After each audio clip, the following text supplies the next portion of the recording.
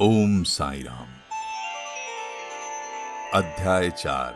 श्री साईं बाबा का शिरडी में प्रथम आगमन, संतों का अवतार कार्य, पवित्र तीर्थ शिरडी, श्री साईं बाबा का व्यक्तित्व, गौली बुआ का अनुभव, श्री विट्ठल का प्रकट होना, क्षीर सागर की कथा, दास गणों का प्रयाग स्नान, श्री साईं बाबा का शिरडी में प्रथम आगमन, 3 वाड़े। संतों का अवतार कार्य। भगवत गीता चौथा अध्याय 7-8 में भगवान श्री कृष्ण कहते हैं कि जब धर्म की हानि और अधर्म की वृद्धि होती है तब तब मैं अवतार धारण करता हूं। धर्म स्थापन, दुष्टों का विनाश तथा साधु जनों के परित्राण के लिए मैं युग युग में जन्म लेता हूं। साधु और संत भगवान के प्रतिनिधि स्वरूप हैं। वे उपयुक्त समय पर प्रकट होकर अपनी कार्य प्रणाली द्वारा अपना अवतार कार्य पूर्ण करते हैं। अर्थात जब ब्राह्मण, क्षत्रिय और वैश्य अपने कर्तव्यों से विमुख हो जाते हैं, जब शूद्र उच्च जातियों के अधिकार छीनने लगते हैं, जब धर्म के आचार्यों का अनादर और निंदा होने लगती है, जब लोग निषिद्ध भोज्य पदार्थों और मदिरा आदि का सेवन करने लगते हैं, जब धर्म की आड़ में निंदित कार्य होने लगते हैं, जब भिन्न भिन्न धर्मावलंबी परस्पर लड़ने लगते हैं, जब ब्राह्मण संध्यादि कर्म छोड़ देते हैं, कर्मठ पुरुषों को धार्मिक कृत्यों में अरुचि उत्पन्न हो जाती है, जब योगी ध्यानादि कर्म करना छोड़ देते हैं, और जब जन साधारण की ऐसी धारणा हो जाती है कि केवल धन, संतान और स्त्री ही सर्वस्व है, तथा इस प्रकार जब लोग सत्य मार्ग से विचलित होकर अधःपतन की ओर अग्रसर होने लगते हैं, तब संत प्रकट होकर अपने उपदेशों एवं आचरण के द्वारा धर्म की संस्थापना करते हैं। वे समुद्र के ज्योति स्तंभ की तरह हमारा उचित मार्गदर्शन करते तथा सत्य पथ पर चलने को प्रेरित करते हैं। इसी मार्ग पर अनेकों संत, निवृत्तिनाथ, ज्ञानदेव, मुक्ताबाई, नामदेव, गोरा, गोणाई, एकनाथ, तुकाराम, नरहरि, नरसी भाई, सजन कसाई, सावंता माली और रामदास तथा कई अन्य संत सत्य मार्ग का दिग्दर्शन कराने हेतु भिन्न भिन्न अवसरों पर प्रकट हुए, और इन सब के पश्चात शिरडी में श्री साईं बाबा का अवतार हुआ। पवित्र तीर्थ शिरडी।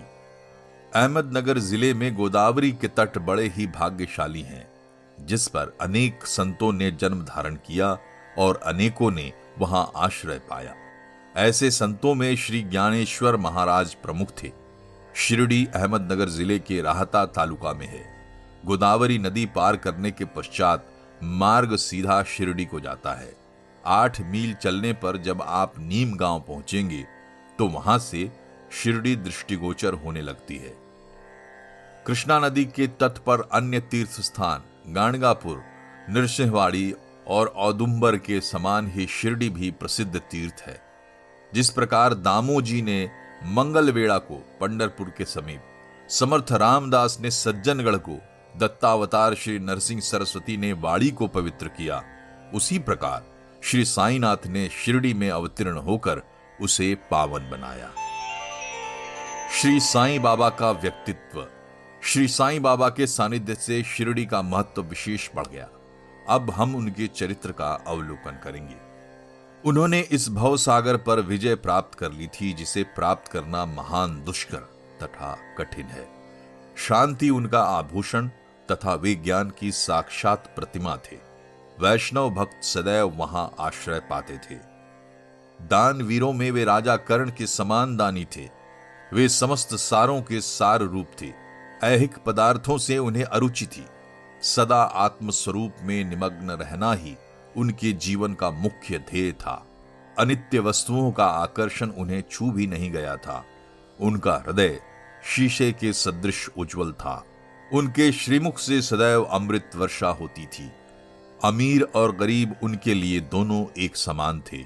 मान अपमान की उन्हें किंचित मात्र भी चिंता न थी। वे निर्भय होकर संभाषण करते, भांति भांति के लोगों से मिलजुल कर रहते। नर्तकियों का अभिनय तथा नृत्य देखते और गजल कव्वालियां भी सुनते थे। इतना सब करते हुए भी उनकी समाधि किंचित मात्र भी भंग न होती थी। अल्लाह का नाम सदा उनके ओठों पर था। जब दुनिया जागती तो वे सोते, और जब दुनिया सोती तो वे जागते थे। उनका अंतःकरण प्रशांत महासागर की तरह शांत था। न उनके आश्रम का कोई निश्चय कर सकता था और न उनकी कार्य प्रणाली का अंत पा सकता था। कहने के लिए तो वे एक स्थान पर निवास करते थे, परंतु विश्व के समस्त व्यवहारों व व्यापारों का उन्हें भली भांति ज्ञान था। उनके दरबार का रंग ही निराला था। वे प्रतिदिन अनेक किंवदंतियां कहते थे, परंतु उनकी अखंड शांति किंचित मात्र भी विचलित न होती थी। वे सदा मस्जिद की दीवार के सहारे बैठे रहते थे तथा प्रातः, मध्याह्न और सायंकाल लेंडी और चावड़ी की ओर वायु सेवन करने जाते तो भी सदा आत्मस्थित ही रहते थे। स्वतः सिद्ध होकर भी वे साधकों के समान आचरण करते थे। वे विनम्र, दयालु तथा अभिमान रहित थे। उन्होंने सबको सदा सुख पहुंचाया। ऐसे थे श्री साईं बाबा, जिनके श्री चरणों का स्पर्श कर शिरडी पावन बन गई। उनका महत्व असाधारण हो गया। जिस प्रकार ज्ञानेश्वर ने आलंदी और एकनाथ ने पैठण का उत्थान किया, वही गति श्री साईं बाबा द्वारा शिरडी को प्राप्त हुई। शिरडी के फूल, पत्ते, कंकड़ और पत्थर भी धन्य है, जिन्हें श्री साईं चरणाम्बुजों का चुम्बन तथा उनकी चरण रज मस्तक पर धारण करने का सौभाग्य प्राप्त हुआ। भक्तगण को शिरडी एक दूसरा पंढरपुर, जगन्नाथपुरी, द्वारका, बनारस, काशी, महाकालेश्वर तथा गोकर्ण महाबलेश्वर बन गई। श्री साईं का दर्शन करना ही भक्तों का वेद मंत्र था, जिसके परिणाम स्वरूप आसक्ति घटती और आत्मदर्शन का पथ सुगम होता था। उनका श्री दर्शन ही योग साधन था और उसे वार्तालाप करने से समस्त पाप नष्ट हो जाते थे। उनका पाद सेवन करना ही त्रिवेणी प्रयाग स्नान के समान था तथा चरणामृत पान करने मात्र से ही समस्त इच्छाओं की तृप्ति होती थी। उनकी आज्ञा हमारे लिए वेद सदृश थी।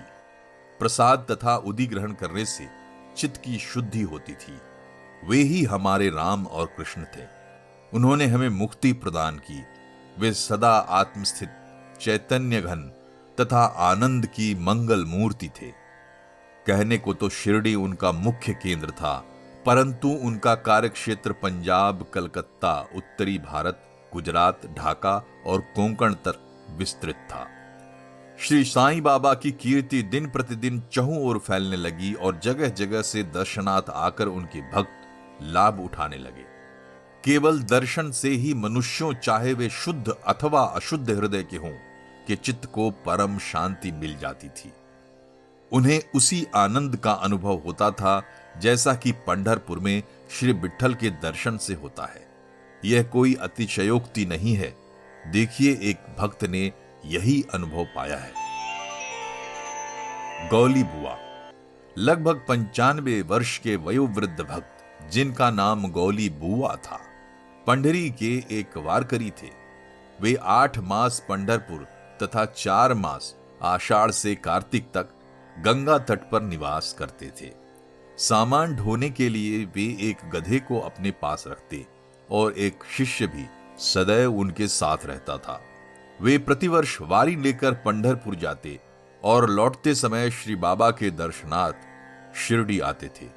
बाबा पर उनका अगाध प्रेम था।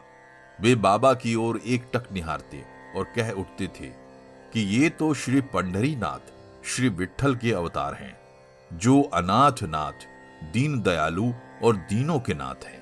गौली बुआ श्री विठोबा के परम भक्त थे।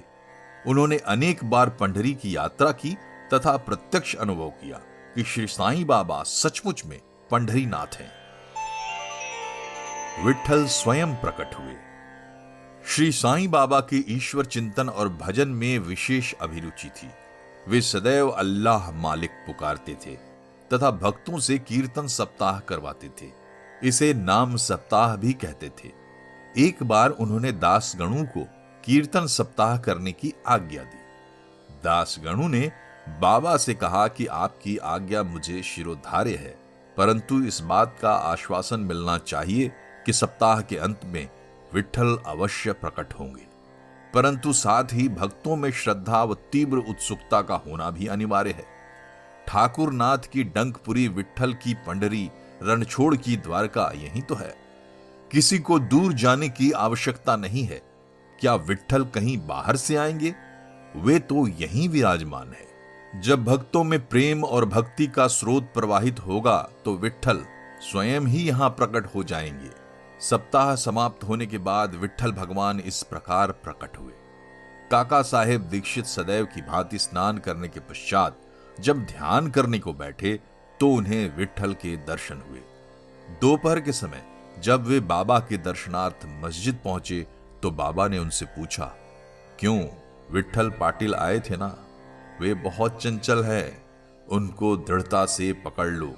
यदि थोड़ी भी असावधानी की तो वे बचकर निकल जाएंगे। यह प्रातः काल की घटना थी और दोपहर के समय उन्हें पुनः दर्शन हुए। उसी दिन एक चित्र बेचने वाला विठोबा के 25-30 चित्र लेकर वहां बेचने आया। यह चित्र ठीक वैसा ही था जैसा कि काका साहेब दीक्षित को ध्यान में दर्शन हुए थे। चित्र देखकर और बाबा के शब्दों का स्मरण कर काका साहेब को बड़ा विस्मय और प्रसन्नता हुई। उन्होंने एक चित्र सहर्ष खरीद लिया और उसे अपने देवघर में प्रतिष्ठित कर दिया। ठाणा के अवकाश प्राप्त मामलतदार श्री B.V. देव ने अपने अनुसंधान के द्वारा यह प्रमाणित कर दिया है कि शिरडी पंढरपुर की परिधि में आती है। दक्षिण में पंढरपुर श्री कृष्ण का प्रसिद्ध स्थान है, अतः शिरडी ही द्वारका है।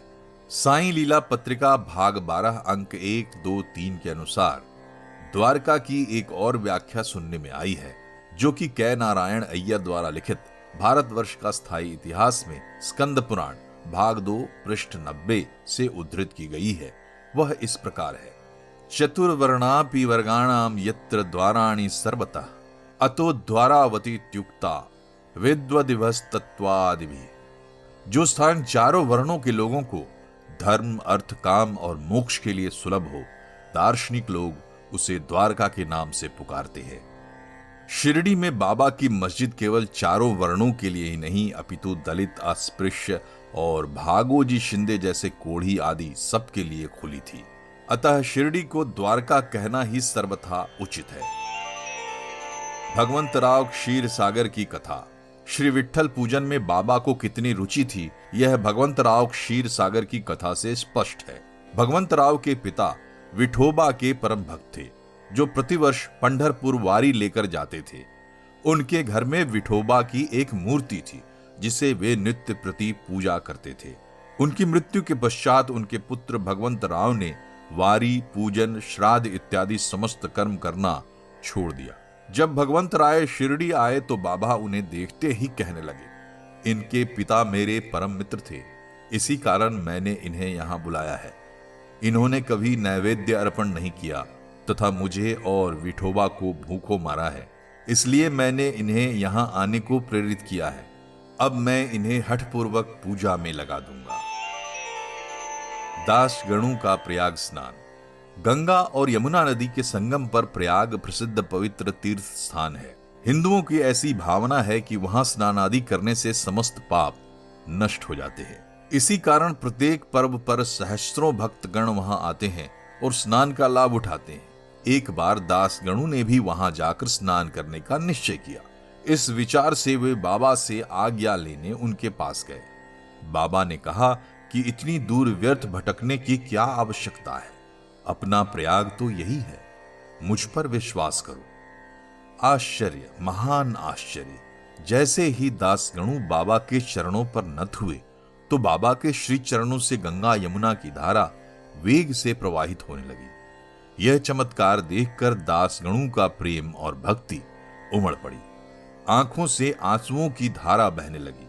उन्हें कुछ अंतस्फूर्ति हुई और उनके मुख से श्री साईं बाबा की स्तोत्रस्विनी स्वर प्रवाहित होने लगी। श्री साईं बाबा का शिरडी में प्रथम आगमन।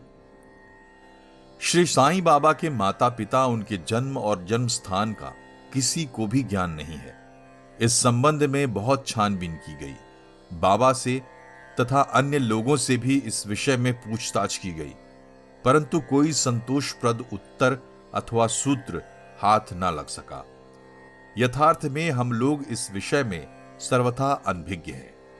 नामदेव और कबीर दास जी का जन्म अन्य लोगों की भांति नहीं हुआ था। वे बाल रूप में प्रकृति की गोद में पाए गए थे। नामदेव भीमरथी नदी के तीर पर गोनाई को और कबीर भागीरथी नदी के तीर पर तमाल को पड़े हुए मिले थे, और ऐसा ही श्री साईं बाबा के संबंध में भी था। वे शिरडी में नीम वृक्ष के तले 16 वर्ष की तरुणावस्था में स्वयं भक्तों के कल्याणार्थ प्रकट हुए थे। उस समय भी वे पूर्ण ब्रह्मज्ञानी प्रतीत होते थे। स्वप्न में भी उनको किसी लौकिक पदार्थ की इच्छा नहीं थी। उन्होंने माया को ठुकरा दिया था और मुक्ति उनके चरणों में लौटती थी। शिरडी ग्राम की एक वृद्ध स्त्री नाना चोपदार की मां ने उनका इस प्रकार वर्णन किया है। एक तरुण, स्वस्थ, फुर्तीला तथा अति रूपवान बालक सर्वप्रथम नीम वृक्ष के नीचे समाधि में लीन दिखाई पड़ा। सर्दी व गर्मी की उन्हें किंचित मात्र भी चिंता न थी। उन्हें इतनी अल्प आयु में इस प्रकार कठिन तपस्या करते देखकर लोगों को महान आश्चर्य हुआ। दिन में वे किसी से भेंट नहीं करते थे और रात्रि में निर्भय होकर एकांत में घूमते थे। लोग आश्चर्यचकित होकर पूछते फिरते थे कि इस युवक का कहां से आगमन हुआ है। उसकी बनावट तथा आकृति इतनी सुंदर थी कि एक बार देखने मात्र से लोग आकर्षित हो जाते थे। वे सदा नीम वृक्ष के नीचे बैठे रहते थे और किसी के द्वार पर न जाते थे। यद्यपि वे देखने में युवक प्रतीत होते थे, परंतु उनका आचरण महात्माओं के सदृश था। वे त्याग और वैराग्य की साक्षात प्रतिमा थे। एक बार एक आश्चर्यजनक घटना हुई। एक भक्त को भगवान खंडोबा का संचार हुआ। लोगों ने शंका निवारणार्थ उनसे प्रश्न किया, हे देव, कृपया बतलाइए कि ये किस भाग्यशाली पिता की संतान हैं और उनका कहां से आगमन हुआ है। भगवान खंडोबा ने एक कुदाली मंगवाई और एक निर्दिष्ट स्थान पर खोदने का संकेत दिया। जब वह स्थान पूर्ण रूप से खोदा गया तो वहां एक पत्थर के नीचे ईंटें पाई गई। पत्थर को हटाते ही एक द्वार दिखा जहां पर 4 दीप जल रहे थे। उन दरवाजों का मार्ग एक गुफा में जाता था, जहां गौमुखी आकार की इमारत, लकड़ी के तख्ते, मालाएं आदि दिखाई पड़ी। भगवान खंडोबा कहने लगे कि इस युवक ने इस स्थान पर 12 वर्ष तपस्या की है। तब लोग युवक से प्रश्न करने लगे, परंतु उसने यह कहकर बात टाल दी कि यह मेरे श्री गुरुदेव की पवित्र भूमि है, अतएव मेरा पूजन स्थान है। तब लोगों ने उस दरवाजे को पूर्ववत बंद कर दिया। जिस प्रकार अश्वत्थ और औदुंबर वृक्ष पवित्र माने जाते हैं, उसी प्रकार बाबा ने भी इस नीम वृक्ष को उतना ही पवित्र माना और प्रेम किया। म्हालसा पतित तथा शिरडी के अन्य भक्त इस स्थान को बाबा के गुरु का समाधि स्थान मानकर सदैव नमन किया करते थे। 3 वाड़े। नीम वृक्ष के आसपास की भूमि श्री हरि विनायक साठे ने मोल ले ली और उस स्थान पर एक विशाल भवन का निर्माण किया, जिसका नाम साठेवाड़ा रखा गया। बाहर से आने वाले यात्रियों के लिए वह वाड़ा ही एकमात्र विश्राम स्थान था, जहां सदैव भीड़ रहा करती थी। नीम वृक्ष के नीचे चारों ओर चबूतरा बांधा गया। सीढ़ियों के नीचे दक्षिण की ओर एक छोटा सा मंदिर है, जहां भक्त लोग चबूतरे के ऊपर उत्तराभिमुख होकर बैठते हैं।